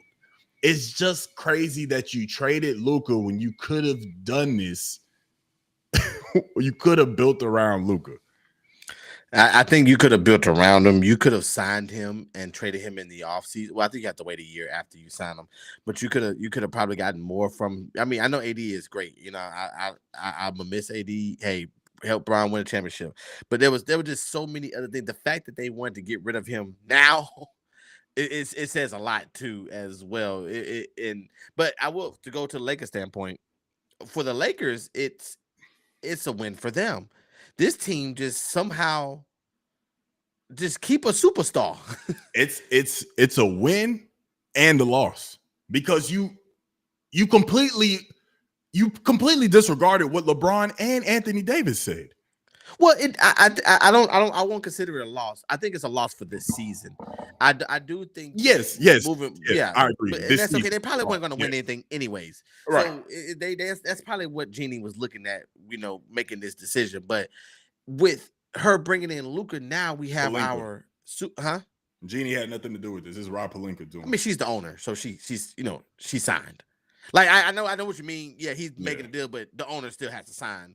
That they're the final say so. So you can. Yeah, the owner they own the team. Nico brought the idea to the owners of the Mavericks, and they laughed at his face. Well, I don't know about what's going on out there, but I know when you talk about the Los Angeles Lakers, because that's the thing with these teams in LA, and once again I heard Ungnam talk about this, and I believe this wholeheartedly. LA, you have to have stars. LeBron is going to be gone in a year. LeBron could be gone this season. Probably no more. He's not going to probably get out of next season. And everybody get the Henny bottles ready. He's done next year. Okay, so unless he decides to play with Bryce. So you take that. So now the Lakers have that A++ star for the next 10 years. So that's why I say it's a win for the Lakers, because Luka's going to be box office. Luka's going to be box office in huh? 1,000%. Yeah, he's going to be box office in LA. That's why I say it's a win. He's going to be box office for them, and they're going to build a team. People are going to come to it's Los Angeles. They don't need it. They don't need cap space. They're LA, and you also want to make sure that you have a star, because you got the Rams, you got the USC, you got the Dodgers, you got who else? Who am I missing? You got Kawhi in them down the road in Inglewood now. LA has so much going on that you need to stay relevant by keeping stars. Why did the Dodgers go get Shohei?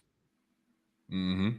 You know, you have to have stars, and then LA is the city of stars. If we ain't doing that, we just had the Grammys, we got the Oscars, we got Beverly Hills, we got Brentwood, we got the beach, we got the mountains, we got Hollywood, we got Warner Brothers, Paramount. We get it's LA is such a unique city that you need someone like LeBron, you need someone like a LUKA, and quite frankly, as much as AD, as great as he is not that kind of polarizing star that would have been able to, unless when you win, the more polarizing you become. So, of course, AD go out there and win 2-3 championships. Of course, he's gonna be the biggest thing in LA, literally. But I'm happy for the Lakers though that they was able to find that next. They went from Wilt. I'm not gonna say from, but they had Wilt. They had Wilt, Shaq, Kobe, Magic, Braun, and now LUKA. He's gonna be mentioned. I know I'm missing some few. I know that ain't even everybody. Mm-hmm. Powell, Jerry West. So I know I'm probably not saying everybody. The Lakers is the all-time Lakers team is just nobody can beat them. but I'm excited for the Lakers though, and I'm excited for Bron them this year, man. I'm excited to see, because I feel like, hey, you don't know when these two guys can get hot, if they can figure something out. Hey, I don't know. I don't know. I don't know. You don't know. I'm telling you, I think this is a win. Like I said, this is a win for the Lakers long term, because once again, like I said, NBA prime is 27-33. LUKA hasn't even touched his prime yet. Also, LUKA has also been playing basketball for 11 years already. Yeah. So professional basketball for 11 years. So, I mean, who's to tell? Like he might come down to the point to getting burnt out. But right now, LUKA is one of the most electrifying players in the league. And they literally traded him. And yeah, Roy, they're going to say all of that because that's something that you can say in the media. That's keeping it professional. I'm telling you, it's going to come out that there was some real beef. I can't wait to hear it. It's going to come out. It may not come out this year or next year. It's going to come out sometime. But what do you think though, Flight? Like, what do you they just like an example of like what could I mean, but come on now, Flight. Come on now. They probably got to the point to where they was about to throw hands. I mean, multiple times. LUKA had to slap this nigga, dog. LUKA had to slap Nico because, bro, Flight, you cannot sit here and tell me, bro. I'm not even talking about football anymore. Just sports in general. Mm-hmm. People butt heads, man. That's just you always butt heads with people in your organization. That just happens all the time. Tom Brady and Bill O'Brien was freaking yelling at each other on the sideline. You know what I mean? Like it's It's butt different. heads. It's different though when the player and the coach is bumping heads. That's different. Yeah, Front office and the player, because the player is thinking like you ain't gonna trade me. You're not. You don't have the balls to. I've done everything for this organization. I'm the one bringing. Yeah. Think about it. I'm the one bringing the people and sitting in these seats. I'm the one that people want to see. I'm the one whose jerseys they wear. That's how I would feel too. I'm the one that That's how I had the would season feel. ticket holders doing all of this. I'm the reason why the Dallas Mavericks are back on the map. That's why y'all got me. I came here to do that, and I'm doing it. And there's nothing you gonna do about it. You gonna have to trade me, and I know you ain't gonna do it. LA, y'all still got that bag of chips? LA, y'all still got that bag of chips? You know what's the worst part about it is, because up, like the crazy thing is that both teams got high quality players. The team, you know who got swindled the most?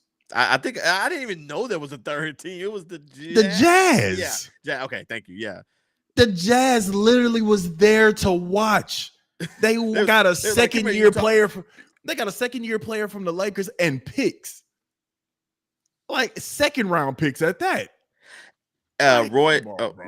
Royce, I'm sorry, put you on the screen. Roy said Jimmy versus Pat, they beefing as well. I do think Jimmy, like I said, I haven't been keeping up with the NBA as much, but I have been releasing this. This story is a little different to me because Jimmy is older. You know what I mean? So Jimmy this one, Jimmy not in his prime. Jimmy got them to the NBA finals, and I see twice, and I see in basic principle that I understand where you're going with it, but I do think this situation is a little different than most of the time when you got somebody like that. You just hold on to them. Different, just off of my opinion of the Luka and Nico situation. I feel like it's something internal is the reason why he got traded. The only difference is the age. The whole situation is the same thing. Now, obviously, Luka is way more of a scorer than Jimmy. And Jimmy way more public too.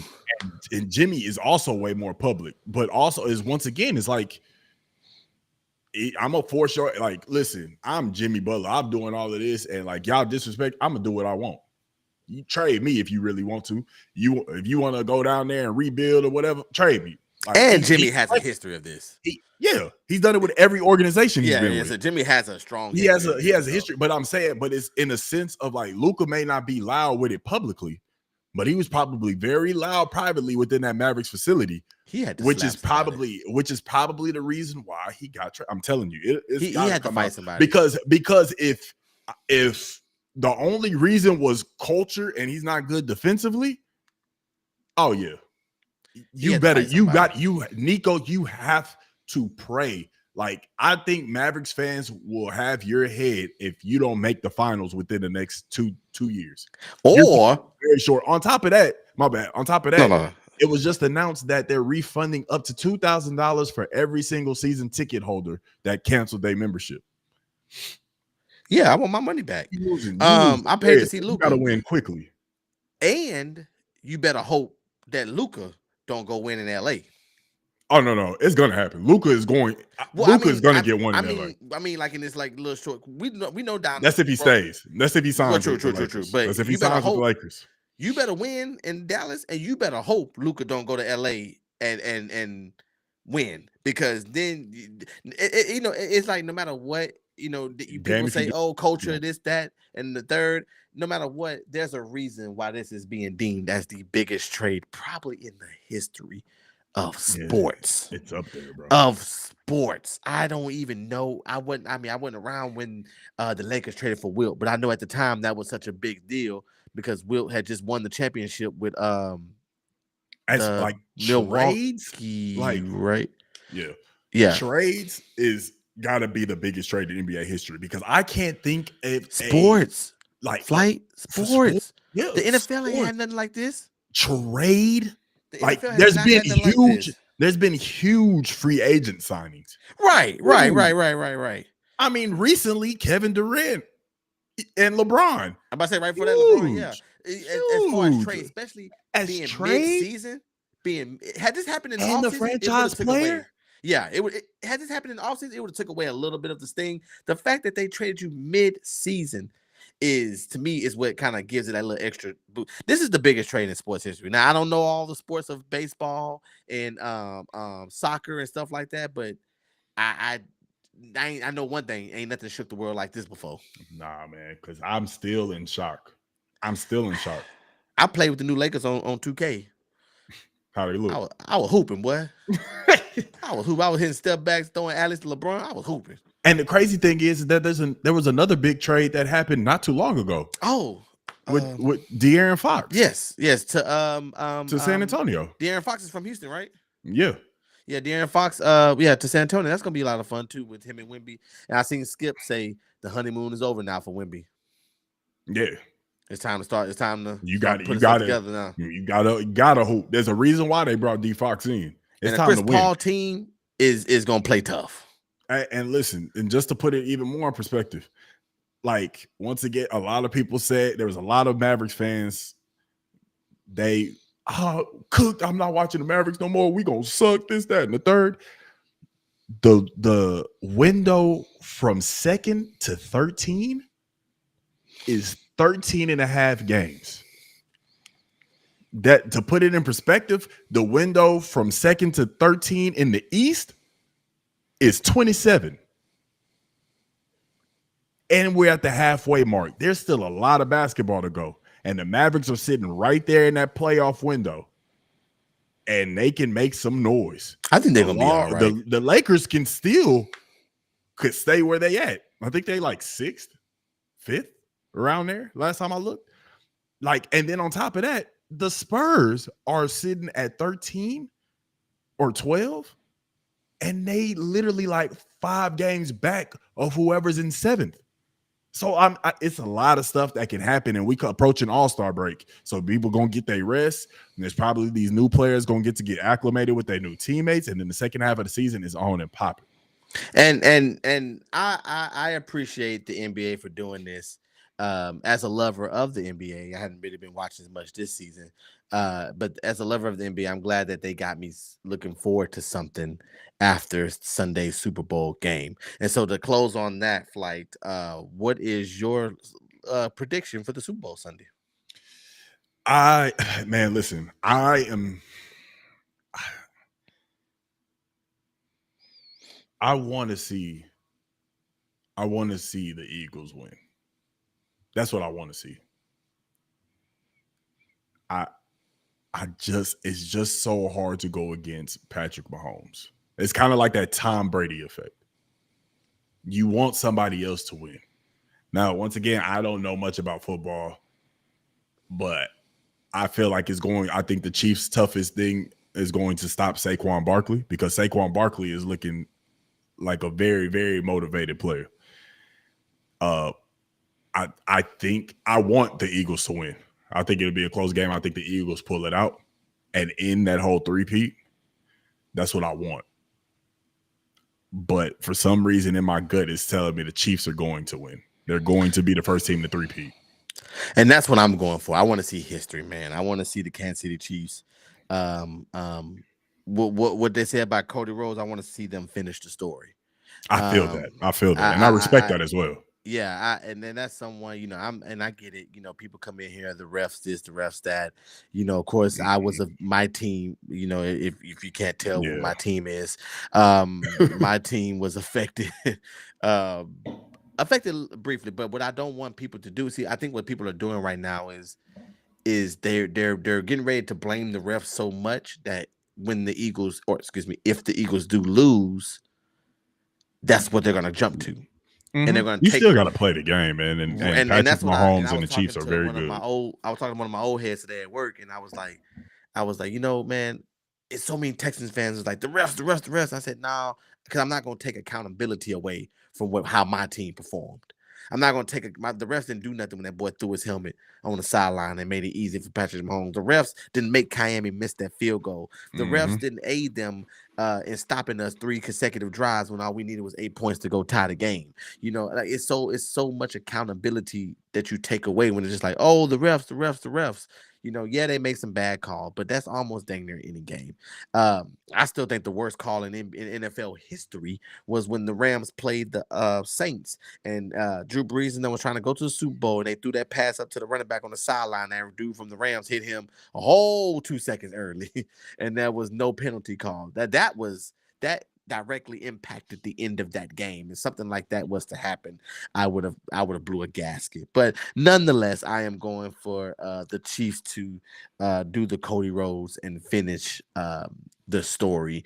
I think it'll be a lot of fun to have our own three-peat I think in our sport. I think for me, it's just because I'm a fan of football. It's kind of like how you are with basketball. That's how I am. Like, I love watching the game. I don't know too much about it nor care about like the history of it like that. Like, if this was basketball and somebody was going for like the first time in history, I want to see it.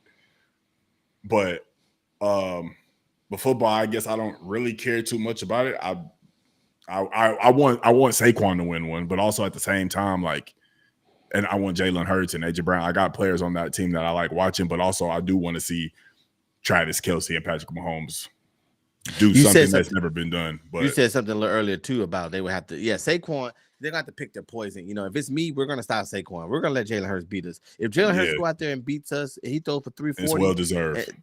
3 touchdowns. I'm gonna meet you at midfield. I'm gonna say good game. You're a world champion and walk off the field. I'm not letting Saquon get loose though, because the one thing that Saquon can do is he can control the game. What do you mean by that? If Saquon gets rolling and he gets rushing like he needs to, what that's gonna do is that's gonna keep Mahomes off the field, and that is what you don't want. Eat at that clock. We're gonna eat at the clock. So yeah, we're gonna put 8 in the box, and I got McDuffie, and we're gonna match up on AJ Brown, and we're gonna go out there. We're gonna play some ball, man. It's gonna be a fun game.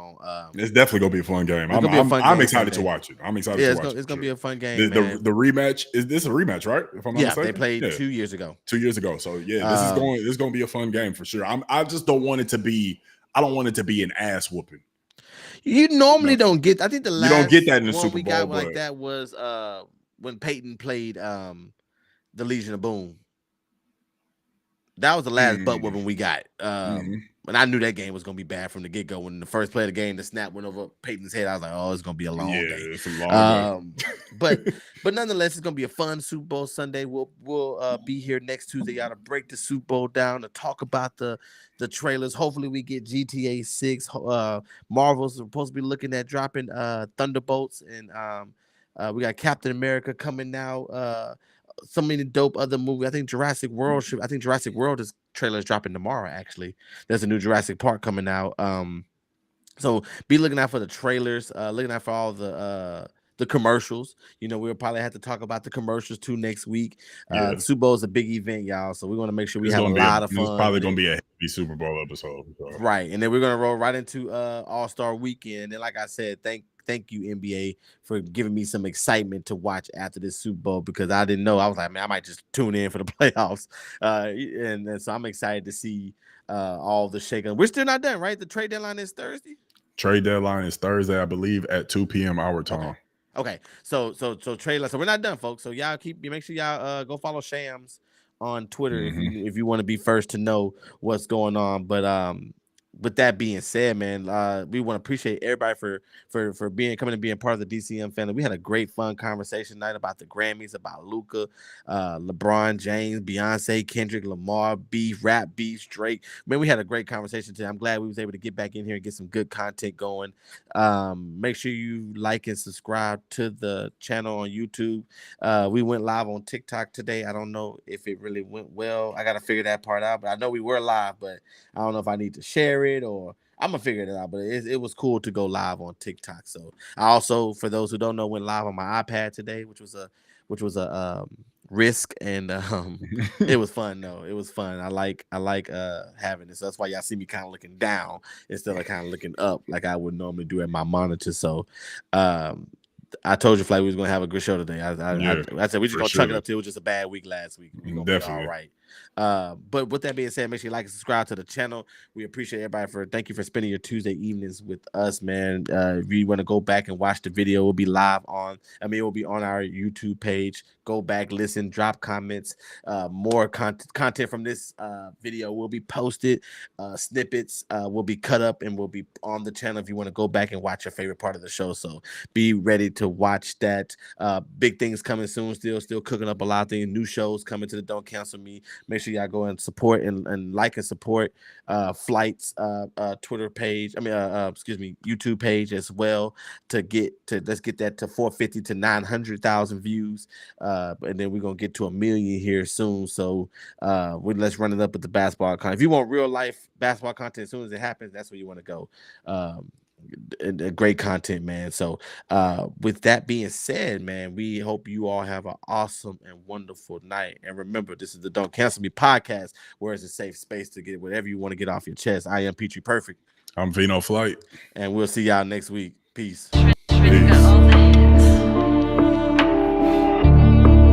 Yeah. Hell yeah.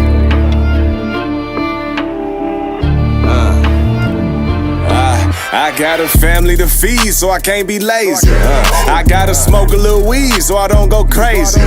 See, they been hating on the G, but that can't faze me, nigga. Can't let nobody fuck with me, that's how they raise me, nigga. See,